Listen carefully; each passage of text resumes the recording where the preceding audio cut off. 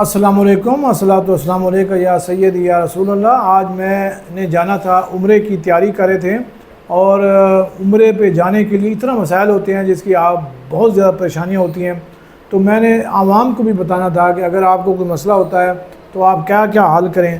तो आज की जो वीडियो है, एक हमने पहले वीडियो बनाई है कि हम उम्रा कैसे अदा करें। हमारे साथ हैं कारी इसहाक़ साहब, जो कि माशाल्लाह काफ़ी अरसे से वो यहाँ से ग्रुप्स लेके जाते हैं उम्रे के लिए और वो ख़ुद साथ जाते हैं। मैंने भी इनके साथ 2 उम्रे किए, माशाल्लाह बहुत अच्छा रहा। अब जो है मैं कारी साहब से ये पूछूंगा, एक तो अपना वो तारुफ भी करा देंगे, दूसरा ये कि हमें उम्रा करने के लिए क्या क्या करना पड़ेगा।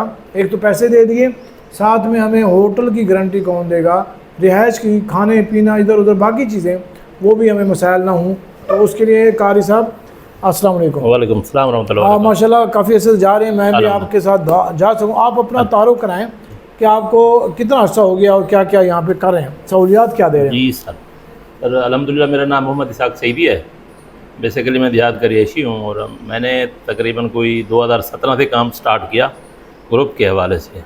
तो हमजादी ट्रेवल टूर मुल्तान के ऑफिस की ब्रांच है अलीपुर में, जो सिटी थाने के सामने है, बुखारी बुकिंग ऑफिस के 2nd फ्लोर पे उधर रहते हैं अल्हम्दुलिल्लाह। और उम्रे शरीफ का प्रॉपर काम करते हैं और कोशिश करता हूँ कि बंदों को अलहदा भी ट्रैवल ना कराऊँ, क्योंकि अलहदा ट्रैवल होने के एयरपोर्ट से मसाइल शुरू होते हैं, वापसी एयरपोर्ट तक कदम कदम पर उनको मसाइल आते हैं।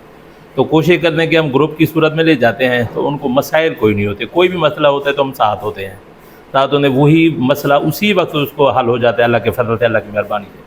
तो इस हवाले से बाकी आप यानी तैयारी फरमा रहे हैं तो मशवरा ये होता है कि सबसे पहले आप फ़्लाइट का डिसाइड करें, फिर फ़्लाइट जैसे डायरेक्ट फ़्लाइट हो। अच्छा, नहीं एक होता है कि भी सऊदी एयरलाइन जा रही है, फिर एयर ब्लू जा रही है, पाकिस्तान PIA जा रही है जी, और उनका क्या क्राइटेरिया है मुल्तान से, और जो कराची वाले हैं यानी अलीपुर से कराची जाके फिर वो जाते हैं, वो ये सारी चीज़ें आपने बतानी है। जी, जो है ना PIA ये इधर से कनेक्टेड फ़्लाइट होती है, यहाँ से मुल्तान से कराची चलेगी, कराची ही 4 घंटे 6 घंटे रुकने के बाद फिर जद्दा जाती है। अच्छा, ये डायरेक्ट वो नहीं जाती जितना? नहीं जाती है, यानी जाती भी, डायरेक्ट भी जाती है, इनडायरेक्ट भी जाती है PIA। बाकी एयर बिल मुल्तान से डायरेक्ट जाती है, एयर सियाल डायरेक्ट जाती है, सऊदी एयरलाइन डायरेक्ट जाती है। सही, सबसे जो कंफर्टेबल है वो सऊदी एयरलाइन है। उसके चार्जेस भी इजाफी होते हैं, वो थोड़ी महंगी भी होती है, महंगी है बनिस्बत बाकी एयरलाइनों से। सऊदी PIA से या नहीं, PIA तो वैसे उसका रेट अपना है, एयर बिलो एयर सियाल से उसके रेट इजाफी होते हैं, अपने होते हैं।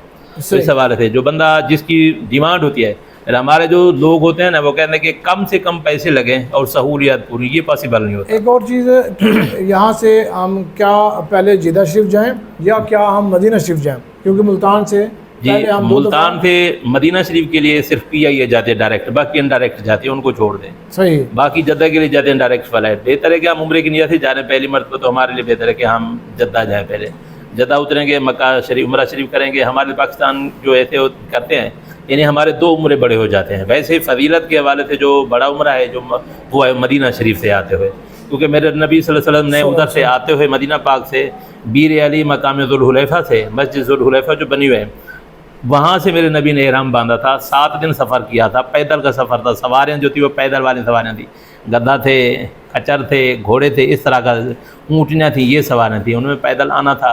अब इसमें ये सवाल आते हैं कि जब 7 दिन गुजरे, 7 दिन में सोते रहे, खाते रहे, पीते रहे, क़ज़ाए हाजत सभी मामला हुजूर के साथ सियाबतें करते रहे, और वो सारे उसमें थे, एहराम में थे। अच्छा, हमारे लोग जाते हैं, जल्दी करें, सामान फेंका, जल्दी से वुज़ू किया, ना खाया ना पिया, तबीयत फ्रेश बिल्कुल नहीं है, जल्दी से चिड़चिड़ापन, जल्दी करें, बस उम्रा करें, बस इधर से फारिग हो, फिर ईदी हो जाए। नहीं, आप तसल्ली से जाएं, इजी हो के फिर उम्रा शरीफ, जब यानी कि आप मुतमईन होंगे फिर इबादत के लिए आप जाएंगे। जो नेक्स्ट सवाल है वो ये है कि आप कोई है जो होटल दूर हैं लेकिन उनकी शटल सर्विस होती है। बिल्कुल है। अब एक शटल सर्विस है वो जो खाना काबा के नीचे आगे उतारती है, बिल्कुल, एक है वो दूर आ गए, इसके बारे में बताएं कुछ। छोटे जैसे प्रॉपर वोको होटल है, ये कुबरी के पार है, वैसे 1300 मीटर के फासले पे बताते हैं लोग, उधर की शटल है, या बाकी अक्सर होटलों की जो शटल है उधर से उठाती है अपने होटल से, इशारा कुदई है वहाँ पे छोड़ देती है। फिर उधर से गवर्नमेंट की शटल सर्विस है वो लेके आती है हरम के कबूतर चौक में लेके, खाता हो गया, ये डबल हो जाती है।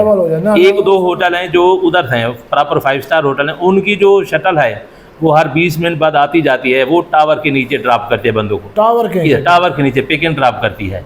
इधर से अगर वो ज़्यादा बेहतर है बजाय इसके कि वो करीब वाले, क्योंकि अगर हम जाते हैं कबूतर चौक जी तो वहाँ पे बड़ी ढलवाने हैं जी, बिल्कुल चढ़ाई है और ढलवान जगह मुआर नहीं है पहाड़ों की वजह से, फिर पैदल काफी चलना पड़ता है। होटल भी छोटे हैं जी बिल्कुल, कमरे भी उनके सही। यानी अगर आपने खाना मक्का शरीफ में जाना है तो आप, मैं तो भी यही सजेस्ट करूंगा, क्योंकि मैंने पिछली दफ़ा गया हूँ तो कुबरी और उसके साथ रहते हैं कबूतर चौक जी, और बड़ी तकलीफ होती है जी बिल्कुल। वो होटल थोड़े होते हैं, छोटे होते हैं और वो मज़ा इतना अच्छा नहीं आता। तो आप नई जो आई है वो ये है कि आपको आप शटल सर्विस में लें, प्रॉपर 5 स्टार होटल लें, रूम भी खुले, तमाम सहूलियात तमाम सहूलियात होती हैं। सही है। और पाकिस्तानी होटल में रहते हैं खाने के लिए, खाने के साथ होते हैं उधर उसके फ्लोर पे कैंटीन लगी हुई होती है, खाना साफ सुथरा, वरना होटल से खाना लेते जाए उधर अपने जाकर रूम में खा लें, बाहर से भी लेके जा सकते हैं। यानी आप, मैं भी यही सजेस्ट करूँगा कि जो शटल सर्विस टावर के नीचे आती है वो ज़्यादा बेहतर है, वो ज़्यादा बेहतर है और आपको चलना नहीं पड़ता। जो लोग बुजुर्ग लोग हैं या जिनके लिए व्हील चेयर की ज़रूरत होती है वो ये वीडियो लाजमी देखें कि उनको प्रॉब्लम ना हो। मैं खुद भी जो है ये फेस कर चुका हूँ, हमारे साथ कोई बुजुर्ग लोग थे पिछली दफ़ा, तो वो फिर व्हील चेयर पे ये चलाना इस कबूतर चौक से यहाँ तक, लोग पैदल आते जाते हैं कि जुम्मे वाले दिन जो है ना वो कबूतर चौक बंद कर देते हैं। जी बिल्कुल ऐसे है, क्योंकि उनके सिक्योरिटी में फ़ाइल होते हैं, वो रश देखते हैं ना, 10 बजे भी रश ज़्यादा ना हो, और वो फिर आगे भेजते हैं। वो पहले नया हरम बना हुआ है ना, पहले कहते हैं कि ये पुर हो जाए, क्योंकि जो जाता है वो 10 बजे के राउंड अबाउट बंदा आसानी से बंदा जहाँ पे जाए जा सकता है। जो जुम्मा है वो 12:30 उनके हिसाब टाइम के हिसाब से होता है, ये 2 घंटे। और ऐसा कोई हमें रास्ता बताएं जहाँ से हम आसानी से शटल पे आएंगे, शटल पे आएंगे, अंदर पहुँच जाएंगे, शटल पे आएंगे, उसमें कोई रुकावट नहीं होती। अच्छा वो ये भी है उसमें, वो इश्तिहाद भी है एक गेट, अजियाद रोड है, अजियाद रोड, वो भी बंद नहीं होती। नहीं वो बंद, वो बाब अब्दुल अजीज के सामने आते हैं, 3 नंबर हमाम के साथ। सही उधर से भी शटल आती है। आज का जो हमारा ये मेन मकसद था कि वो ये था कि हमने मक्का शरीफ में कैसे रहना है, और आपको हमने एक दूसरी वीडियो में हमने बताया हुआ है कि उम्रा कैसे करना है। अब हम आपको बता रहे हैं कि आपने होटल कौन से लेना है, वो जो मर्जी आप लें, आप पहले अपने बजट के हिसाब से लें। और पहले एक मेरा सवाल, अक्सर लोग जाते हैं 2,30,000 बंदा दे के जाता है, 2.5 लाख दे के जाता है, 2,10,000 दे के जाता है, कहते हैं कि पैसे कम से कम, सबसे ज़्यादा पैसे खर्च हो जाते हैं टिकट में।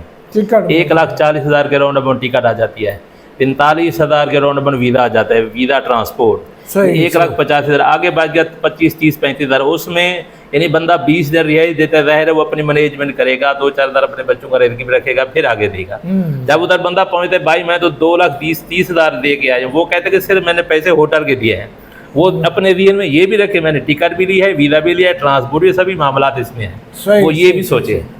ठीक हो गया। यानी आपको ये सारी चीज़ें आज हम आपको ये बता रहे हैं कि आपने मक्का शरीफ में कैसे रहना है। जी बिल्कुल। अगला हमारा एपिसोड होगा कि हम मदीना शरीफ में कैसे रहें। और सबसे बड़ा अहम जो है वो ये है कि आप कोशिश करें कि आपको ट्रैवल एक साइड से जाएं, फिर अगली साइड से आप वापस आ जाएं। बिल्कुल। यानी अगर आप जिद्दा से जा रहे हैं, उम्रा करें, फिर आप मदीना पाक चले जाएँ, वहाँ पे आप अपने दिन पूरे करें, जो 8 दिन होते हैं, जितना दिन बनेगा दिल करें, वो अपने हिसाब से, कोई पाबंदी नहीं होती। अच्छा उसकी पाबंदी नहीं है, जितना आप अदा करें, वहाँ पे ज़ियारत करें रोज़ा पाक की, वहाँ पे दरूद व सलाम की महफिलें सजाएं।